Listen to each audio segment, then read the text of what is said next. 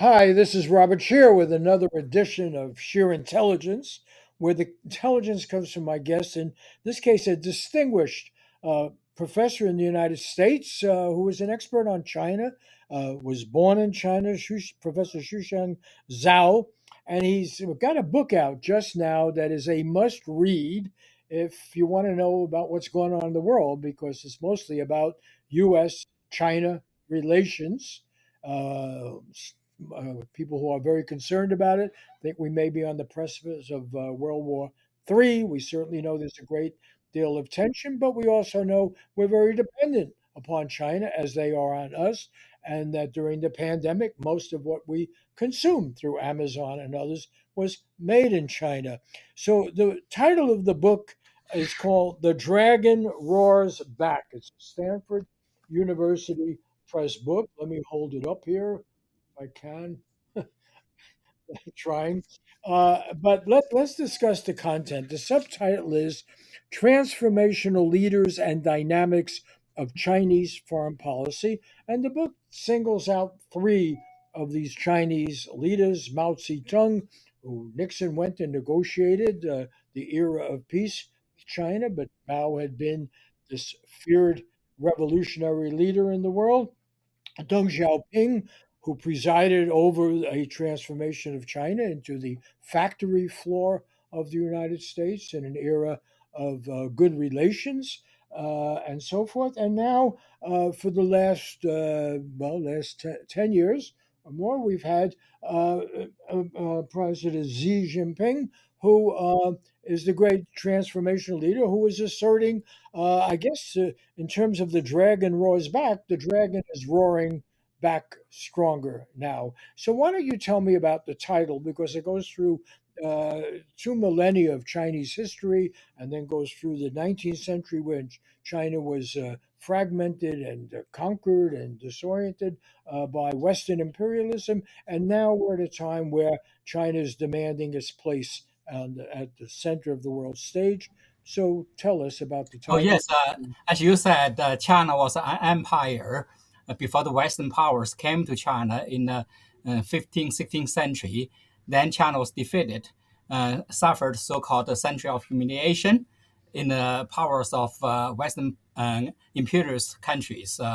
Then the Communist Party led the revolution and built the People's Republic of China and started what they call a new time for the Chinese history.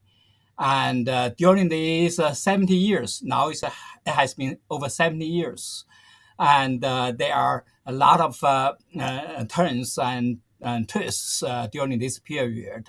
And foreign policy making also experienced fundamental changes.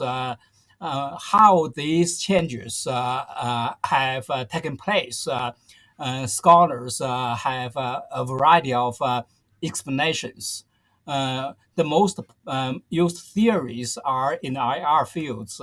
One is so-called structural realist theory, which argues that China's relative power has determined its behavior, international behavior. When it's weak, it will try to avoid confrontational. When it's more powerful, it shows confrontational attitudes, tries to redefine its national interests, try to challenge the U.S.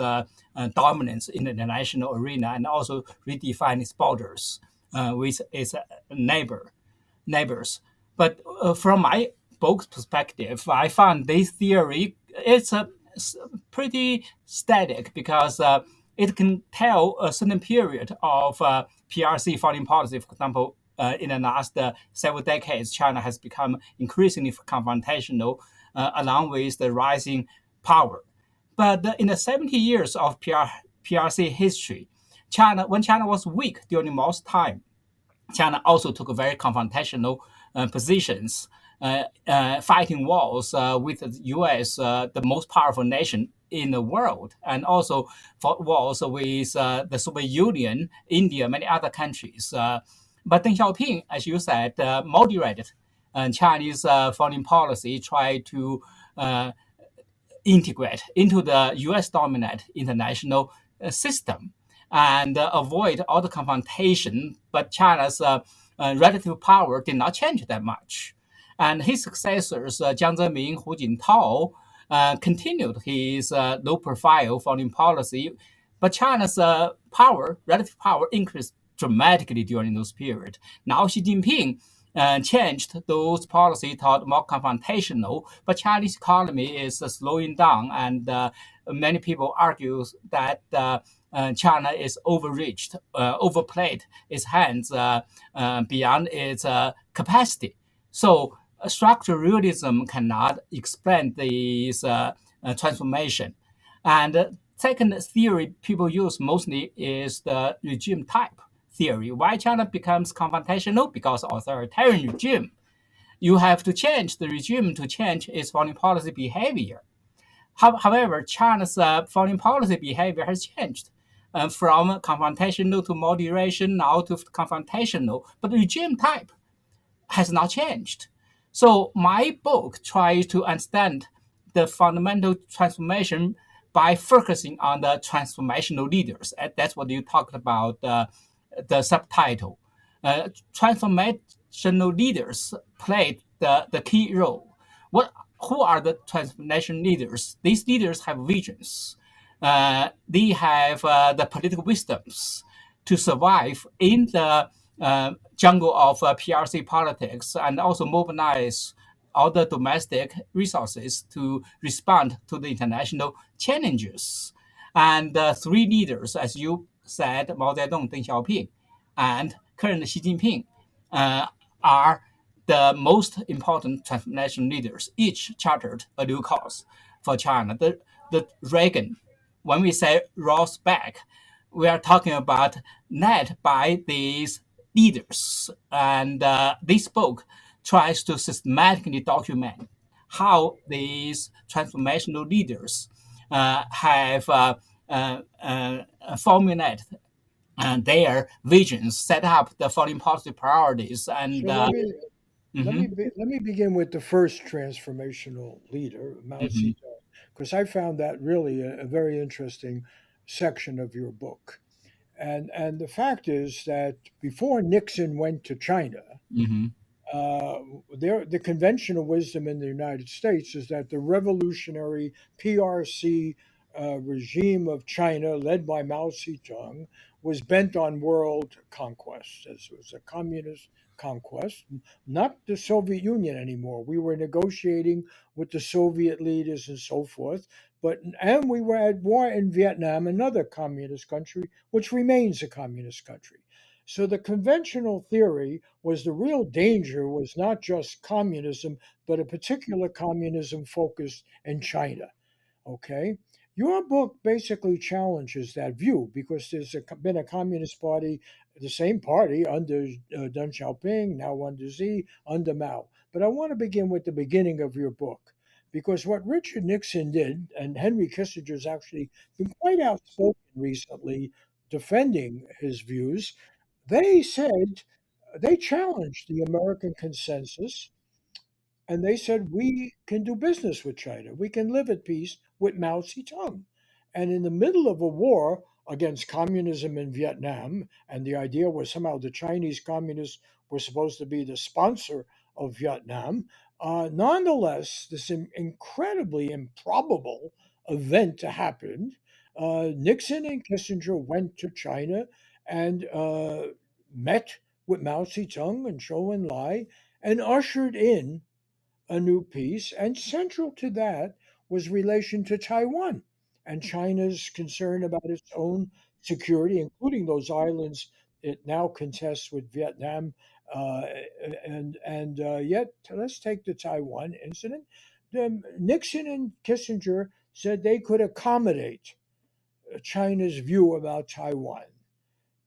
Seems to be at the issue of tension, center of tension right now, not just Nancy Pelosi, but actually a good part of the U.S. government is saying, no, we no longer can tolerate an understanding that Nixon and Kissinger negotiated with Mao. How did this change?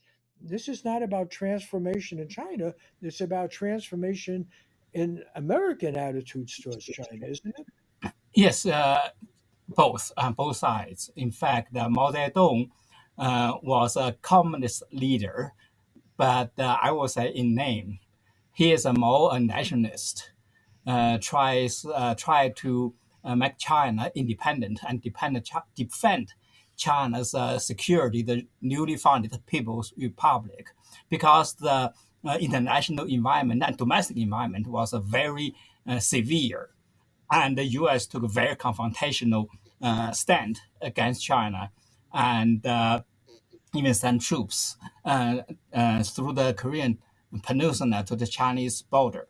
Mao decided to send Chinese troops across the Yalu River and fighting the most powerful nation military in the world. And that's why, in the eyes of And Americans, defeated the most powerful. I He will not say defeated, have pushed the U.S. back right across Korea. to restore the status quo. Another 38 parallel. That was the first war for the U.S. did not win, Yeah. but did not lose. Neither China win or lose, and so that's why Mao Zedong became such a dangerous threat to the U.S. interests in this area.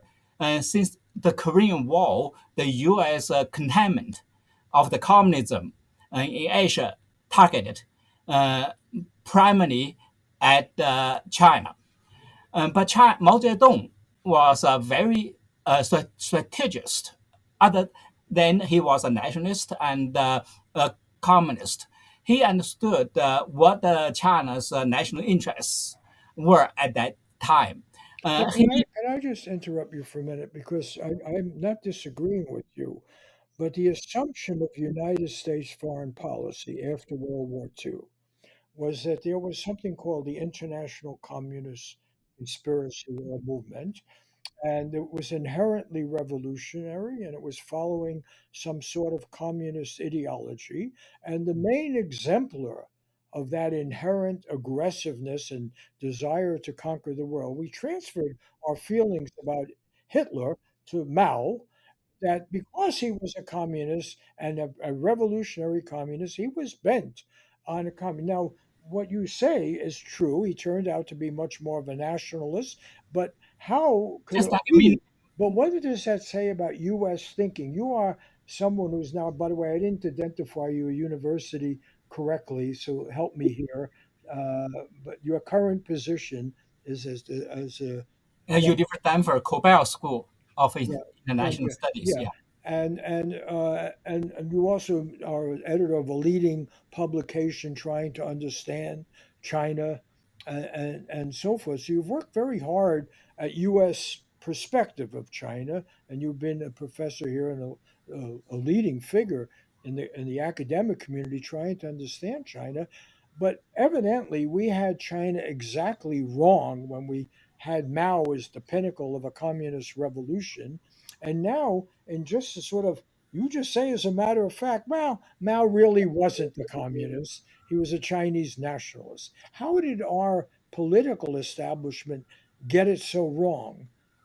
They And learned the lesson from World War II, appeasement to the aggressors would encourage those aggressors. You have to contend them. That was the Cold War, but uh, China had been our ally, including the right communist there during World Chinese, War II. but But so including the that was a communist. nationalist government. They assumed nationalist government was NI, not only NI, was pro-democratic. It was not true either. And You communist, mean Chiang Kai-shek? yeah, Chiang Kai-shek, he was not a Democrat. His wife spoke so good English, so Americans like his wife. But they were just like Communist Party. National Party was founded with the support of Soviet Union at the Communist Party in the 1920s, Chiang reorganized. Kai-shek. Yeah, Chiang Kai-shek. Yeah. And the fighting of the power between Nationalist Party and the Communist Party was not between the communists and nationalists. Both are nationalists. Just that they have a different approaches to make China strong, and they had different social foundations to mobilize and fighting during this process. In any case, So can I just interrupt you for a second there? Because what you're saying has profound implications, because you're saying the culprit here is not Marx or communism, which after all influenced both Chiang Kai-shek and Mao.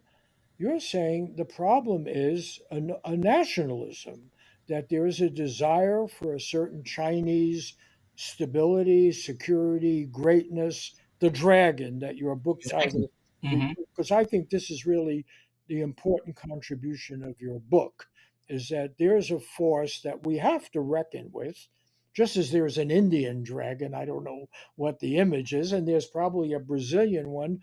It strikes me in reading your book, the real problem is goes to this notion of US hegemony.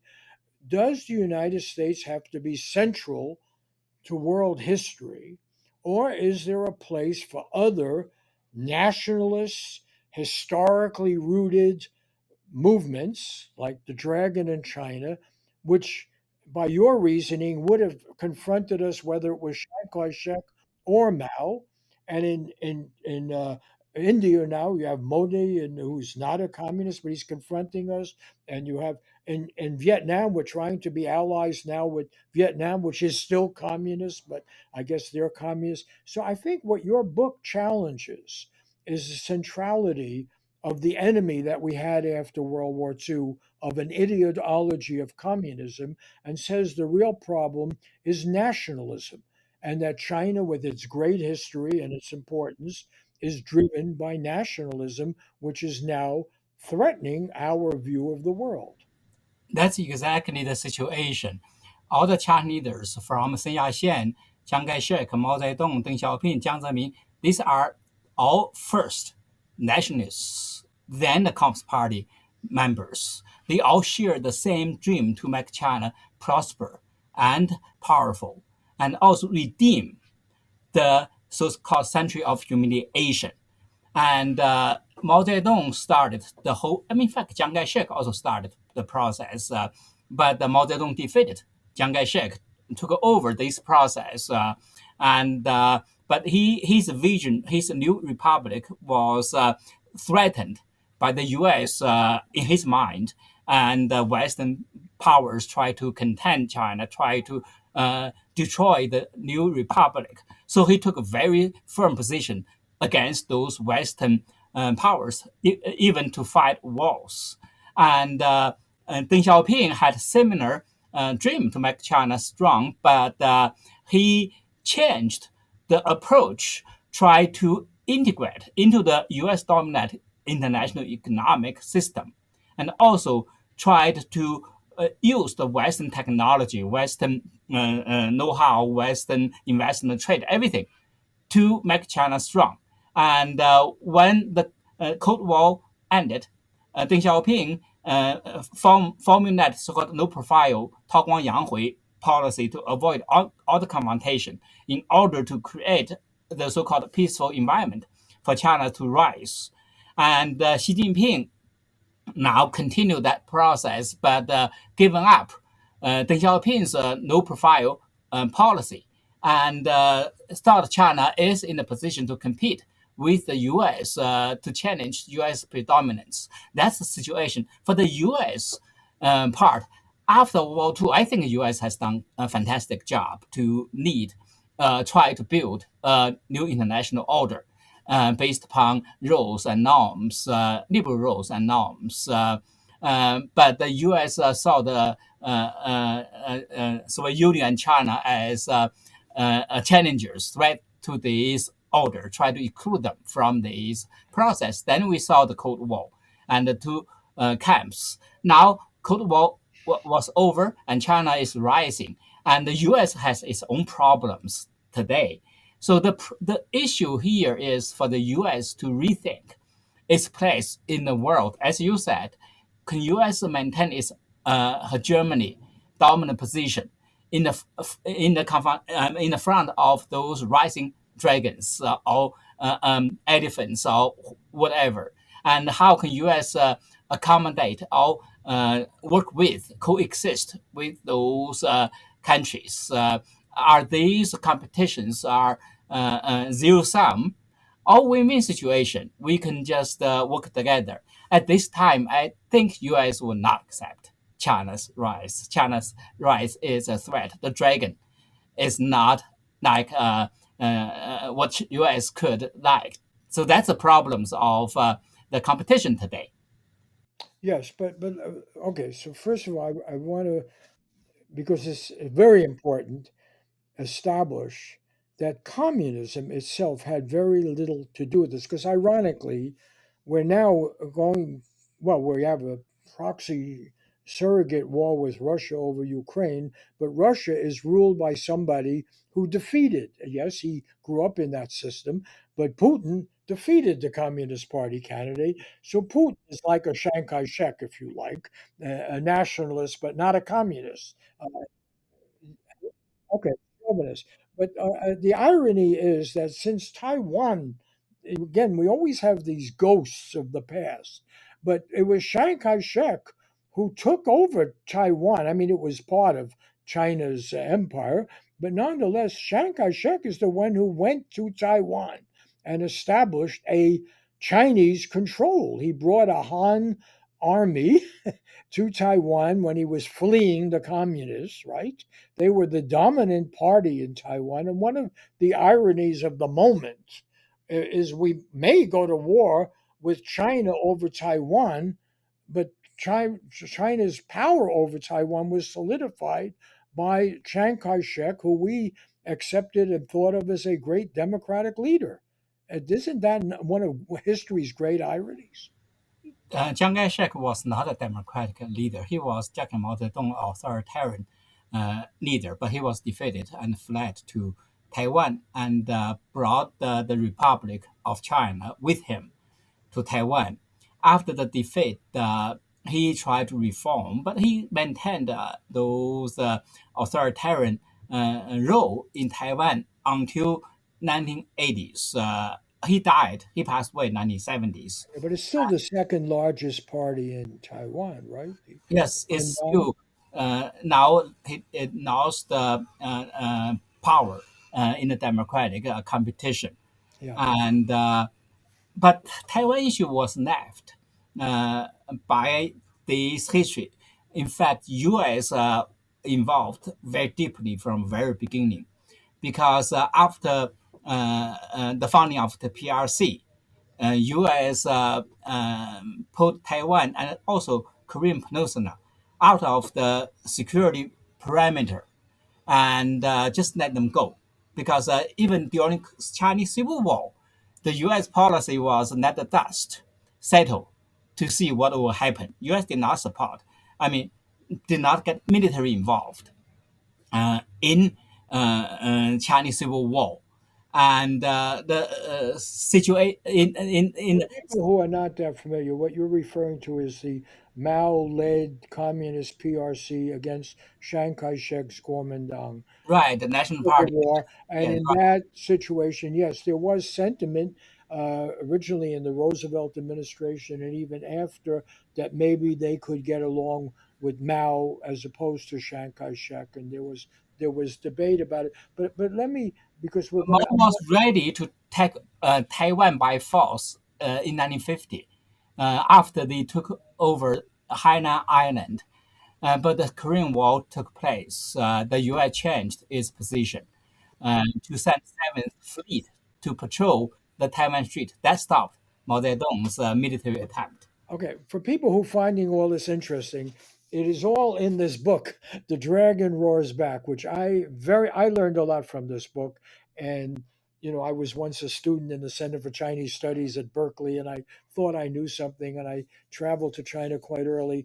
But it's a fascinating book. I don't want to lose the thread here, and I'm not doing justice to the author here by interrupting and raising questions. So his argument is quite coherent, it's clearly laid out, and it's an argument about that there are three transformational leaders: Mao, Xi Jinping, and Xi Jinping, and that in fact we are in a most dangerous moment. I want to get to that now because the book says the book is just come out now, And the argument of the book is a troubling one because it says actually relations are at their most dangerous point now with China, and that the battle is really one of a competing nationalist visions of the centrality of the United States to a world order or the challenge from China. And the challenge is coming out of a variant of Chinese nationalism, not out of an ideological dispute. We've established that part. So, can we now move to the thrust of the book, which is how can China, and you were head of a center that has something to do with friendship or relations with China, right? You've had a lot of experience dealing with China. You've gone back and forth. So I want to get to the current tension.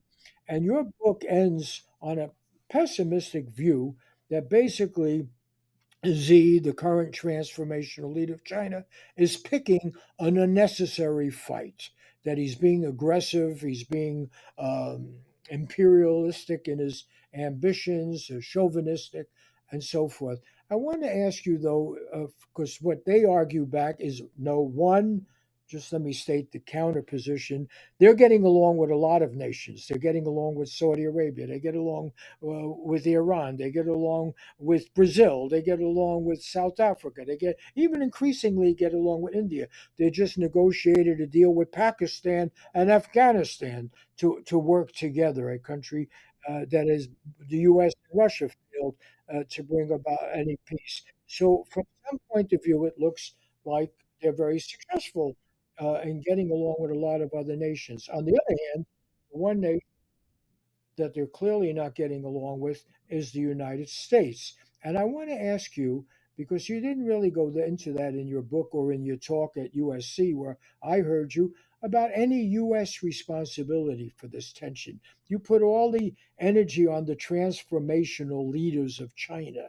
But after all, it was Nixon who had, and Kissinger who had the wisdom to reach out to Mao and to accept things from Mao, like the position on Taiwan.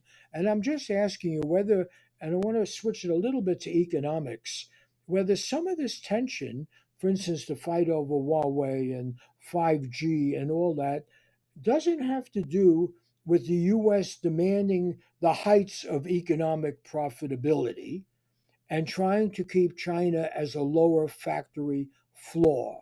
And that's why we're denying them advanced chips and so forth, that we really are more threatened by the economic success of China when it gets to a higher, more profitable, high tech book. And in your book, you even mentioned that most of these nations in the world outside of Western Europe have been frozen into an economic position of not being top tier where the real profit is, and that maybe China is rebelling against that. U.S.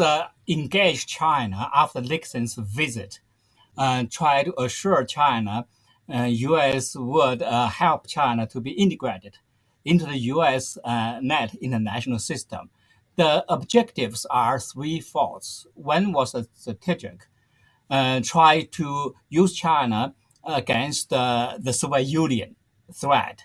And from second is economic, because they said they thought China had a huge market. If everyone bought a can of Coca-Cola, they could sell 600-700 million Coca-Cola to the Chinese people.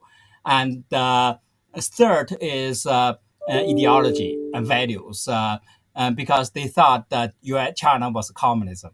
And Nixon famously said in his article 1967 that the world cannot be safe if China is not changed. China, which count 1/4 of the mankind, could not be left out of the family of nations where they nurture their fantasies, cherish their hatreds, and all those kind of situation. So U.S. has to change China. So with all the three objectives, U.S. has, from American perspective, U.S. has accomplished almost nothing. Even during the Cold War, China worked with U.S. and played a strategic triangle, worked with both U.S. and the Soviet Union to defend its interests economically. China with the U.S. investments, U.S. trade, everything developed. China eventually entered so-called WTO in 2000. And Bill Clinton at the time said that we let China enter WTO. China will play our games and follow our rules. And China promised they will open up their market and also those strategic sectors eventually, while they enjoy the protection as a developing country. But China never opened up, and China protected its own market while U.S. opened its market to China.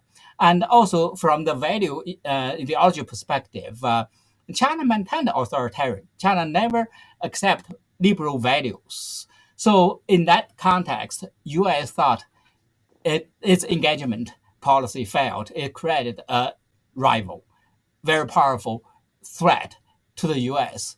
And since these, I mean, especially after the end of Cold War, there was no US, Soviet Union to worry about. So the only left rival or giant rival was China. So U.S. responded to China threat very forcefully, especially since Trump came to office, launched the trade war and kind of all front clash with China. Joe Biden has continued those and try to stop China's rise, trying to prevent China from rising to be a pure power. I can stand American and position on these disappointments on all those issues, but I think this has been some kind of overreacted.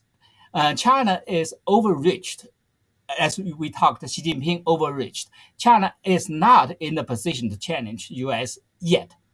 And although China overall economy has been developed, but China faced so many problems. There's no single country which could overcome so-called mid-income trap without to be democratic. And China is still authoritarian.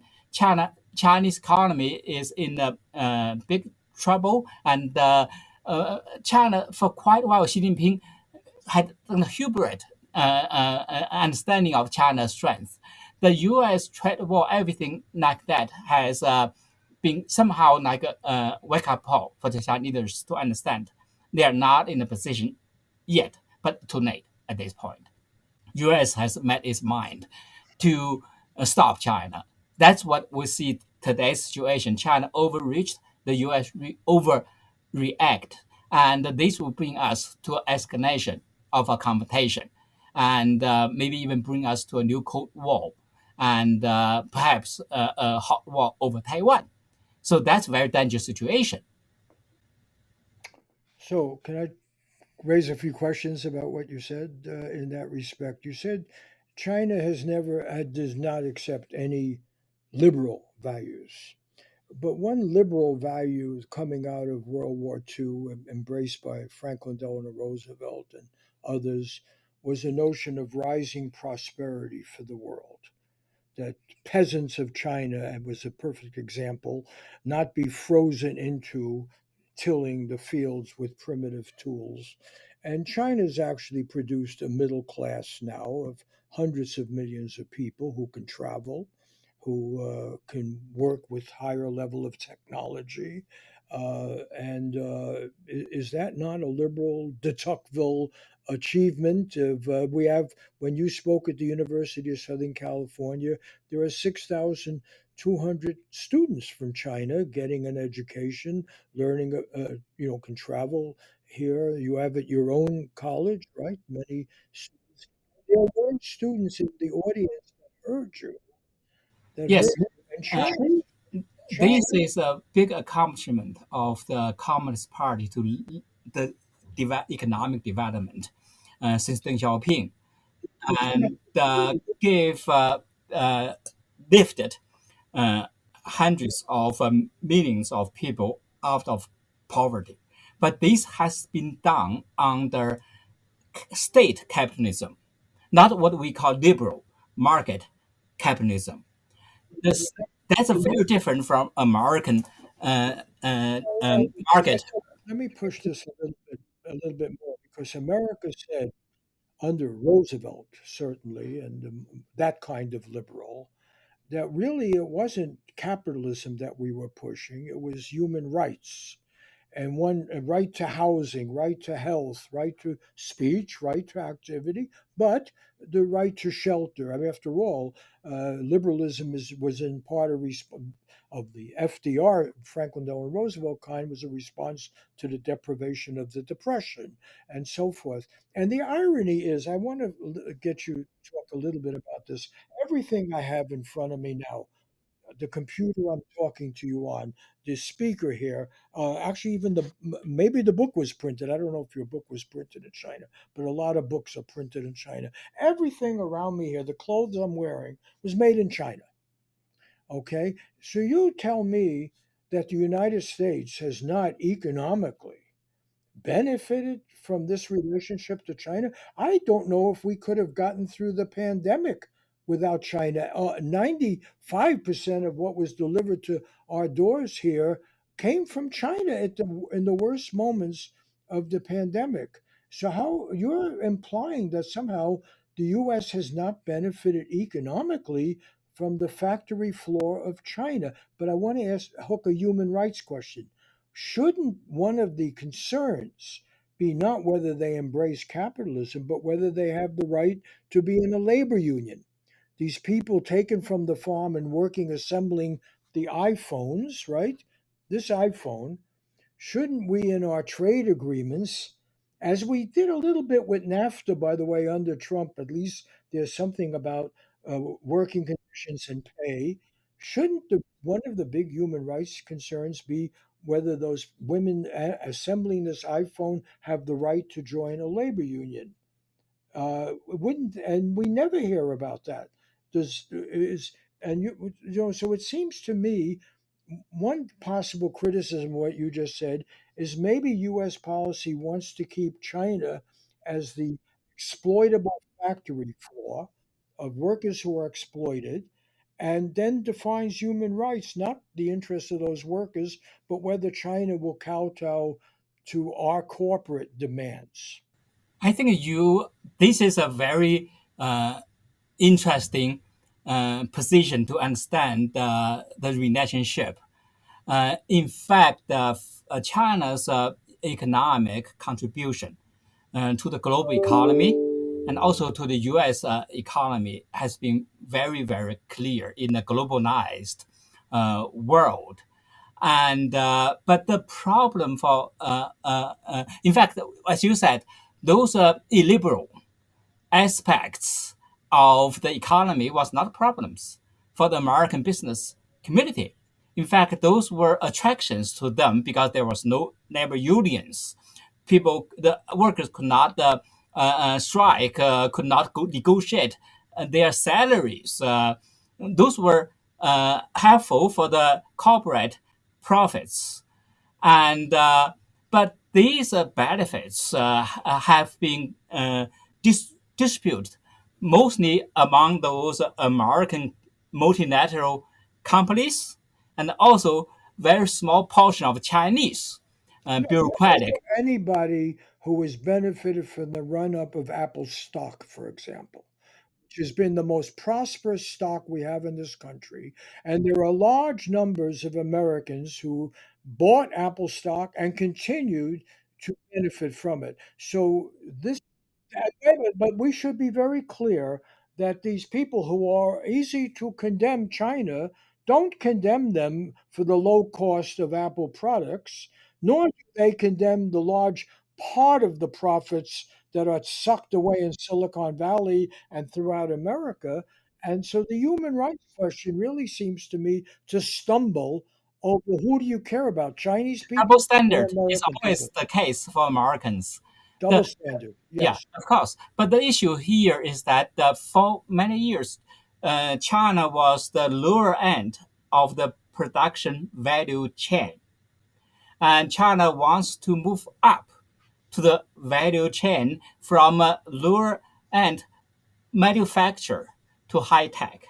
And China wants to get US technology transferred to China and limited the U.S. Business operation in China unless you transfer your technology. And also, they try to protect their own champions, those technology companies and Chinese companies. And in that context, even American business and the corporate world lost interests in China and become grievance to the Chinese policy. That's how now almost everyone in the U.S. have joined this chorus to condemn China economically and also ideologically and strategically see China as a threat to the regional security in the South China Sea, East China Sea to the U.S. allies, Yes, and but also Taiwan. there is So another that has been changed. model, and let me bring up Elon Musk and others. But I mean, for instance, Tesla just built their biggest plant in China, and they're also build a plant that makes intact Yeah, electric Elon vehicles. Musk But made let so me, much money in China with that Chinese market. but let's just well, Buffett made a lot of money in China Yes, with BYD, which now is the dominant automaker in China and is exporting to other countries. And what they've managed to do, because this evokes images of Henry Ford, the rise of General Motors, and so forth. The fact is, the biggest change economically in China is the move to electric reliance less on uh, oil and more on oil or using oil in regions where you're less polluting than in Beijing. So you favor the electric car. And they are very right. They've been very good on conquering or getting access to lithium and other ingredients and so forth. And their actual trade in that sector is rising quite dramatically. So that's a model of production that gets you into a higher end of profitability. And so, for example, if you are driving where I am living here, there's a lot of people seem to buy Tesla. Now I happen to have one myself. I used to have a General Motors Bolt, was less reliable. And but the fact of the matter is, there are sectors of the Chinese economy that are working, and the question again is, will America really accept competition on a higher profit level for other countries? It seems to me the argument about hegemony, which the Chinese have raised front and center, but they're not the only ones. They're getting a lot of support. The argument is US hegemony a requirement of a world order, or can we in fact have other nations like India and maybe Turkey and Brazil and smaller nations have power, and that means abandoning the dollar. It means abandoning U.S. trade supremacy, and is that not the issue that any give? I'll grant you, any chauvinistic or leading figure, whether they're in India or China, will demand now. They want new rules of the road in which they can get in the higher end of profitability so they can have a higher standard of living. Is that not reasonable? I think that's reasonable, but that's not reasonable for American politicians. Oh, That's the problem but we're because academics, and we, I'm a we can talk, journalist. Yeah. we can talk freely, cheaply about those issues because we don't worry about the losing elections, or Okay. we worry about the oppositional parties to undermine our positions. We can talk, but from American the current political environment, I don't think that could be taken uh, as acceptable because U.S. always, just like Chinese, same thing has a destination of thinking. Think U.S. exceptional. U.S. Is the most advanced economy and political system, and U.S. should take a lead in the world. The U.S. cannot give up its leadership, cannot give up its dominant position in the world. Otherwise, the world will be dominated by those authoritarian dictatorships like China. But So that's a convenient. yeah, convenient, exactly. No, But on the other hand, but it's very, but it's very interesting. Whether America is represented by Donald Trump or Joseph Biden, they then have this mantle that whatever they do is virtuous and on the side of freedom, even if it means peasant women in China drafted to assemble iPhones without any basic human rights and maybe driven to suicide, as has happened, and exploited in every way. But that's consistent with human rights. Why? Because we own the franchise for human rights. So if we exploit people in the world, oh, that's a good thing. Now, other people might see it a different way. And it's interesting because Vietnam, for instance, we fought a war with Vietnam over something called communism, which turns out to have no significance. And now the U.S. wants Apple to move part of its operation to Vietnam. Why? Because the Vietnamese Communist Party will give them a more docile workforce. Well, is a docile workforce in the interest of human freedom? Is it shouldn't be people be paid a living wage and be able to afford more and work less hard and so forth? Doesn't what you said put the U.S.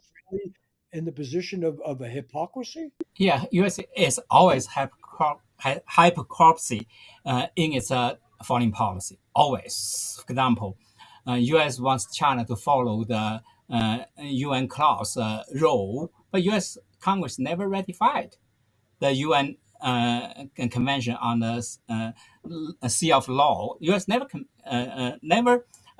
ratified. U.S. wants China to follow the law. U.S. will not even want to attack. And U.S. Is a UN Security Council member and organized the coalition winning without UN Security Council approval to attack Iraq. I mean, U.S. has always hypocritic on the human rights issue. Is a similar situation, and when Nixon visited China, China human rights record was much worse. But in order to work with China against Soviet Union, U.S. did not say anything about China human rights, and just criticized the Soviet Union's human rights. I remember Jimmy Carter said at I went to Carter Center meeting. He tried to mention human rights to Deng Xiaoping in 1979.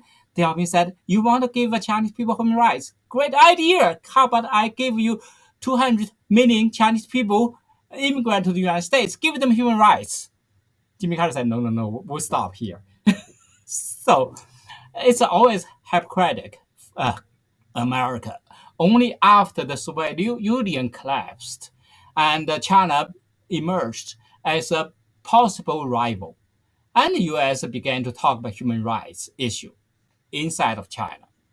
And so it's always like that. Now, even in talk about economic policy, I said China was a state capitalist using the so-called industrial policy, try to use state power to guide economic policy, try to produce a production chain, protect industrial sectors domestically. U.S. is learning from China today, doing exactly the same thing, to have all those industrial policies try to protect American companies. U.S. criticized for Made in China 2025. The U.S. now is advocating Made in USA, and everything have to be moved back to the United States. The U.S. even tried to build those redundant production lines in the world. So it's hypocritic for sure. But that's international politics. Every country tries to protect their own interests and try to maximize their position in the international community, especially those big powers. The Chinese people or Chinese leaders think of international politics in terms of the rule of the jungles. Might makes right. That's exactly Americans think so too. Although we talk about rules based international order. Who are making those rules? Americans. So that's the international politics. Unfortunately, that's why when you said on the human rights issues, the U.S. has its own problems, and U.S. would have to accept China's rights, and U.S. benefited from this process, and U.S. should appreciate this process. No, that's not current international relations, unfortunately. So let me present an alternative view, which was the view of the classical economists, which is that international trade benefits everyone, that investment throughout the world benefits everyone, and ultimately that human rights everywhere around the world, because you're talking about your customers, talking about customers. And there are advantages to different nations doing different things using their resources. One big resource in China, of course, is a labor force, as it is in India. And maybe you should pay that labor force more, and they should have the right to be in unions because they will be then better customers for our movies, our products, the things we do well, and so forth. So there used to be an argument, and I think it was basic to the founding of the United Nations, which is that we are all in this together. Now, let me take finally, if we, you're being very generous with your time, but if we could take a few more minutes. When I was reading your book, I was thinking to myself, wait a minute, why isn't China's rise a good thing? And in the sense that it's a big, and India's rise. Let me take it away from a particular nation, but we gain, right? For instance, if they can be a market, they are right now for say soybeans produced. Now Brazil is starting to compete in the soybean, but the fact is, America has wonderful agriculture. China has an exhausted land. Obviously a too big population. So American agriculture will always benefit from a more prosperous China or India, right? We are still relatively underpopulated. We have an incredible climate, great natural resources. So there are ways of accommodating the rise of other nations. It isn't always a zero sum game. And the assumption of Richard Nixon, I never thought I would at this in my life be celebrating Henry Kissinger and Richard Nixon, but clearly they saw that a more prosperous China would be ultimately more peaceful, would be a great market for the United States. We lost that vision. We are back to this primitive thinking that China's success is a defeat for the US. And yet, I have the examples, even the glasses I'm wearing were made in China. Why isn't that a good thing for me? Uh, Right? it is good thing from a classical liberal economics perspective. That was so-called liberal globalization promoted by the U.S. and European countries after the end of Cold War, which really produced economic prosperity in many countries, including both U.S. and China. But the problems are, first, uh, this global liberal globalization has produced unequal distribution of income. Some countries benefit more than other countries. Some sectors benefit more than other sectors. Some people benefit more than the other people. That's so clear during the whole liberal globalization process. From the Chinese perspective, the global, I mean, from the global South perspective, global North, those transnational corporations, Wall Street, they benefit most, and not average people. In the U.S., also those factory workers, they lost their jobs to the Chinese factories, all third world countries. So that's the problem. One problem of the Well, excuse unequal me. Let me distribution, just let me just interrupt for 1 second. First, the fear was they lost their jobs to Japan, right? right? The key sectors, General Electric making better products, no, they were made in Japan. Your auto workers, no, they were made in Japan. But we don't single out Japan and say we have to have a war with them. We somehow accommodated that trade was No, good. U.S. singled out Japan in 1980s and tried to do everything to undermine Japan, just like they are doing today to undermine China. Eventually, Japanese bubble burst in 1990s. Then U.S. feel good. Now it's not a problem anymore, and China is in a similar situation. Let me ask you. Let me ask you a question. Let me sound like the old communist here. Or something. Let me ask you a question. Maybe no. But the question is, Adam Smith. Oh, let me sound like an old classical economist. Adam Smith was against monopolies. The classical economists. They were afraid of imperialism.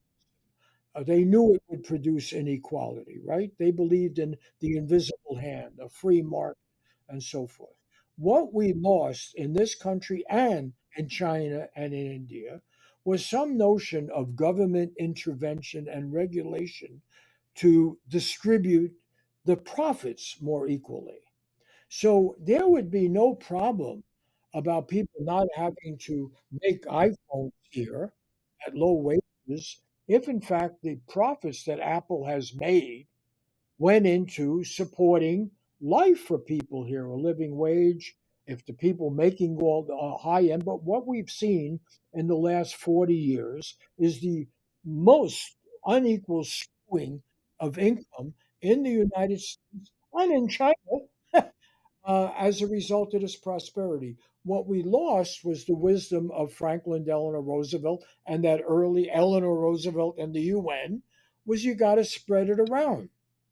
And you have to spread in China, at least they're forced to, because modernization means you have to pay factory workers a little more and you have to have public transportation. But the fact of the matter is, what you're really talking about is politicians being unwilling to redress the inequality. America is very prosperous. We're just not spreading it around. And we are prosperous because we exploit Chinese labor. And China has its billionaires who are prosperous, just as the Soviet or Russia after the Soviet Union has plenty of wealthy people running around the world, but their wealth is not more equitably distributed. Isn't that the great problem here? And You we're blaming That's exactly the market failure. That's those liberal economics cannot resolve. You have to have some kind of a state government regulatory role to help redistribution of income.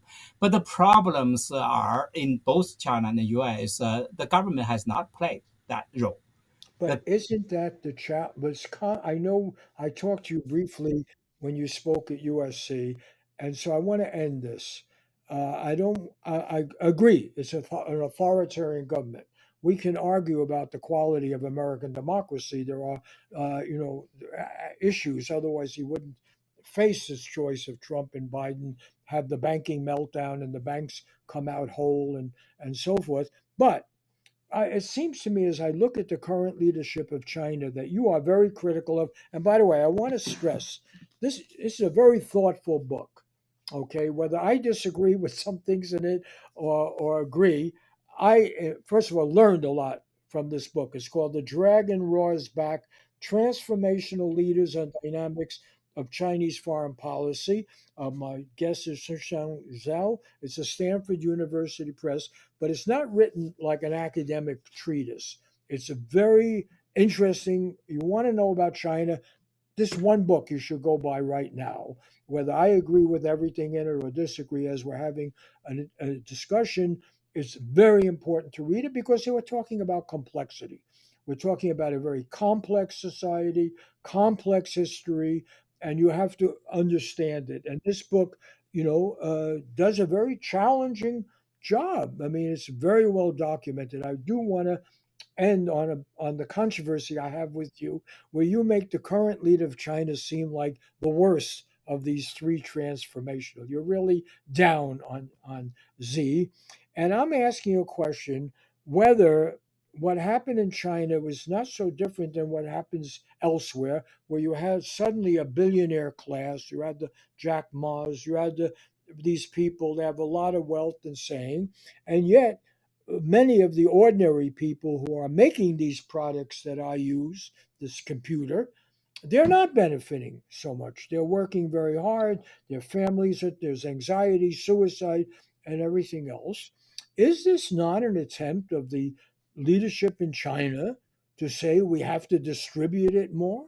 We have to get in the higher end. We have to have more to pass around, and so that people can have a living wage and higher prosperity, or they're going to roar back at us. After all, China has had emperors killed. They've had, I happen to have visited there during the Cultural Revolution. It was not fun. The leadership was quaking at that time. So it might not be that the current leadership of China says, look, we can't be the low end factory floor. And this is true in India as well and Brazil. We can't be the low end factory floor and satisfy the needs of our people. And they're going to rise up and they're going to kill us because no, they're not going to stay in those sweatshops that Apple has and make some of us rich. We have to reform. We have to change. Is this not the?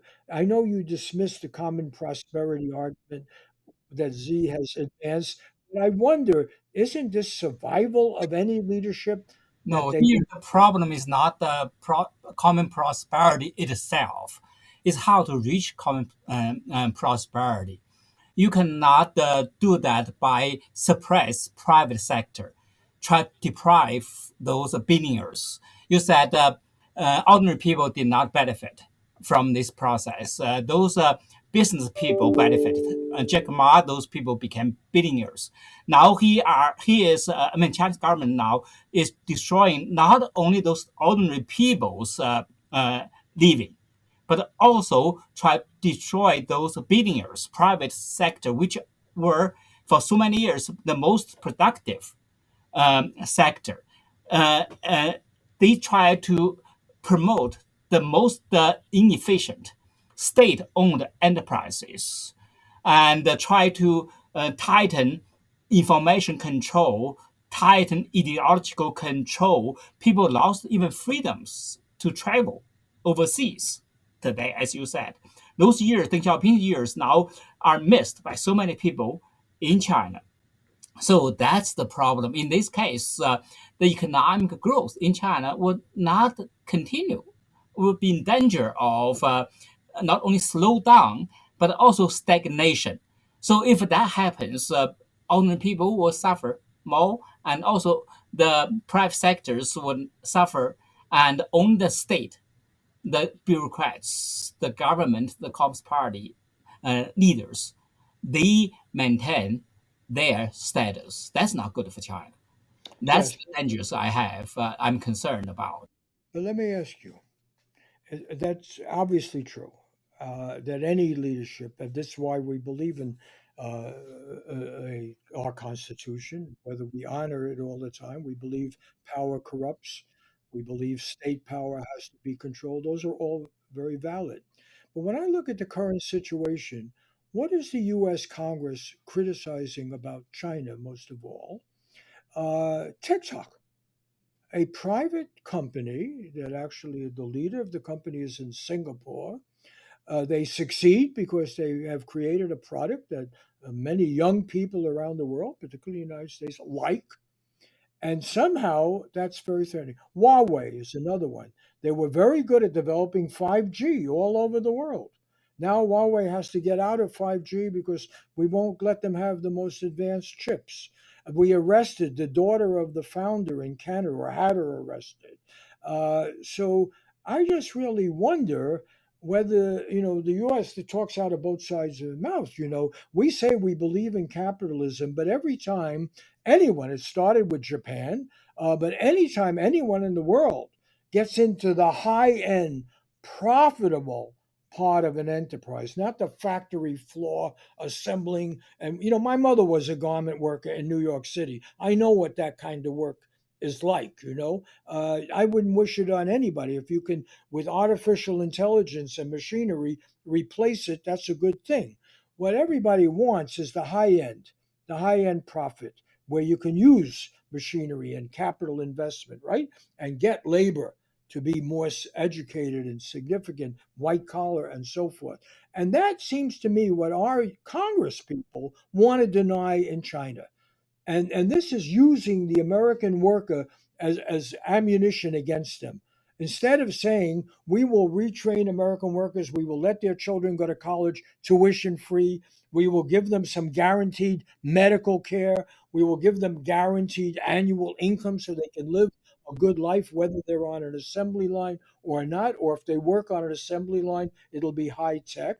We're saying we want to have the ownership of high tech because that's where all the profit is, and our ruling people will have it. And I'm just asking, just to open up the question whether we are, it's not human rights we care about in China, and it's really not Taiwan.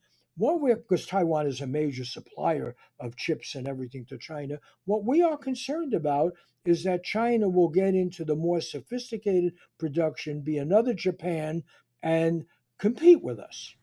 It's correct. The ban on TikTok and 5G, Huawei were all against capitalism, free market system for sure.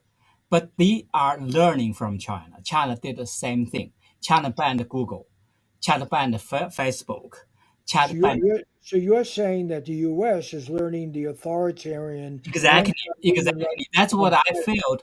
Okay, America is more like China today. I've been in the U.S. 40 years. When I came to U.S., I felt U.S. was much more has had more freedom. And now U.S. I mean, I don't want to be too critical of America, but you can see you cannot free talk on many issues in this country today, in the university setting, for example. And U.S. is learning from China to ban those free, I mean, enterprises from other countries in the name of national security. That exactly China did.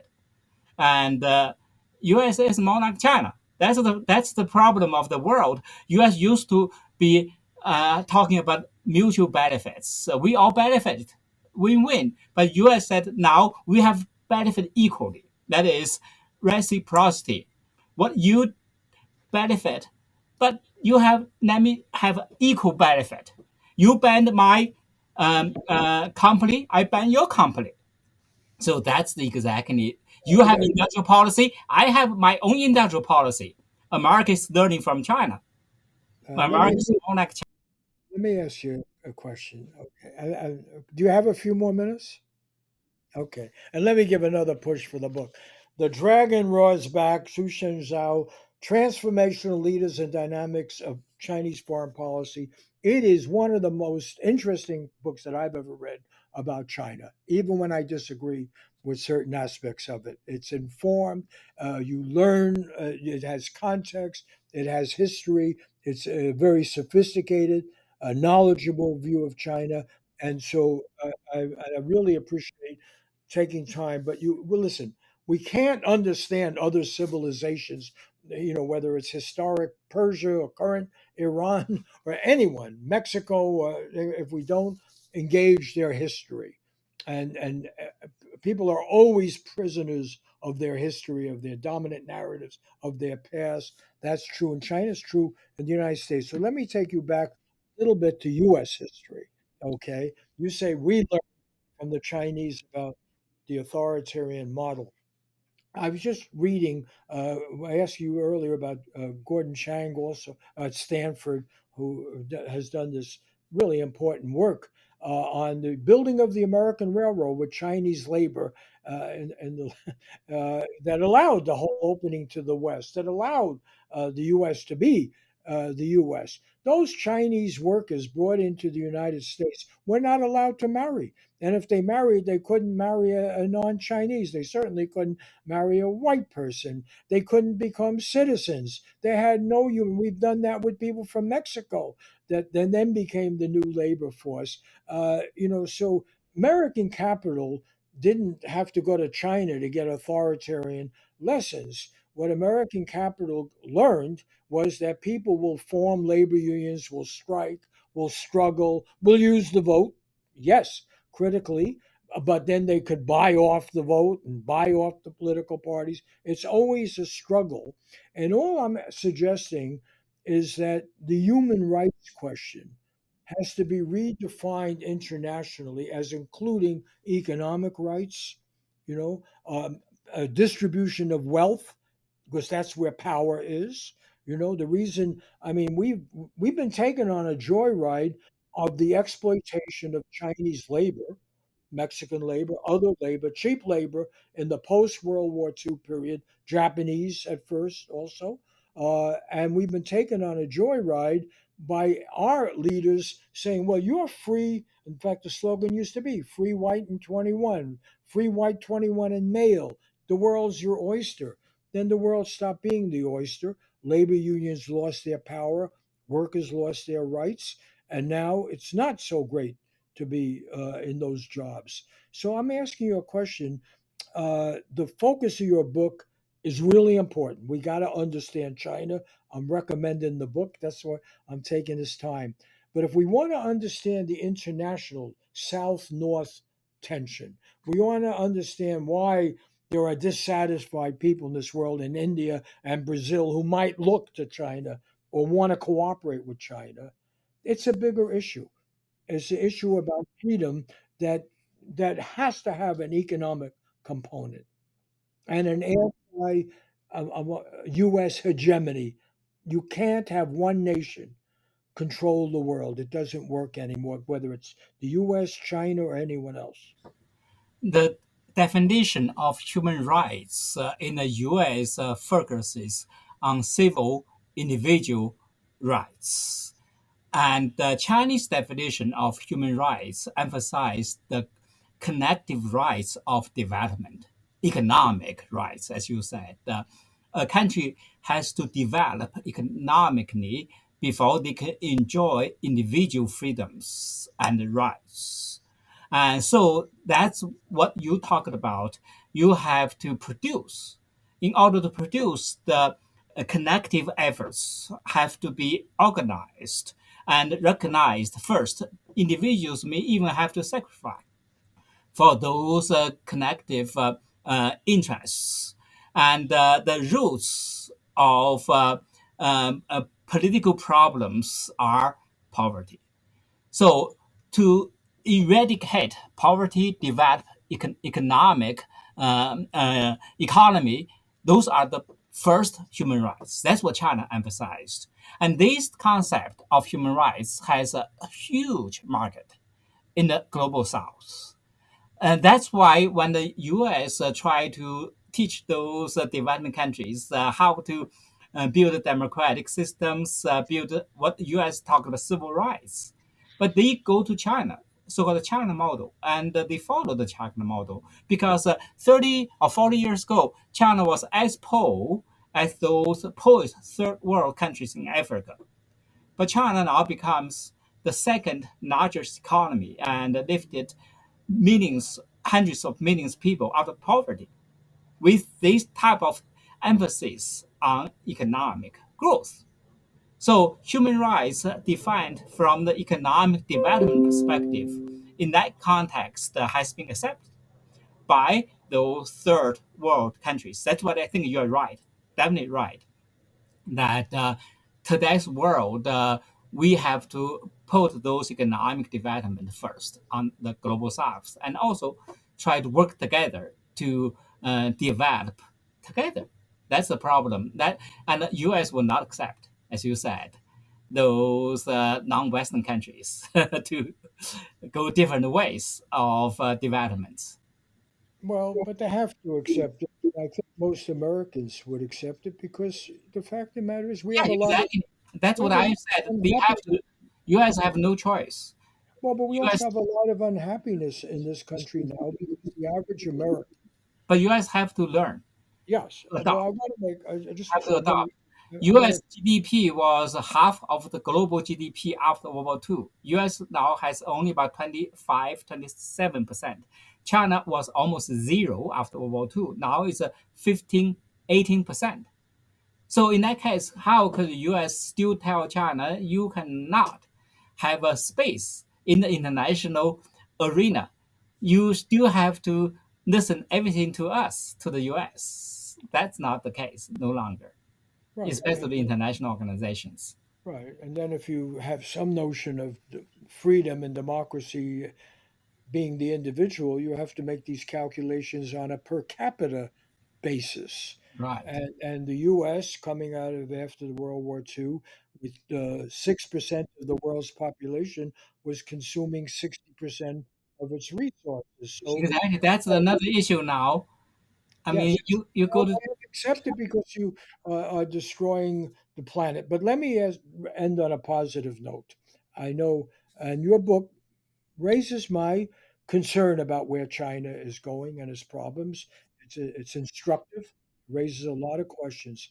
Uh, Maybe I'm naive, but it seems to me, uh, first of all, in the United States, we were not born with this system that you now say has these positive qualities, right? Because in order to be a voter, in order to function in society, you had to be male.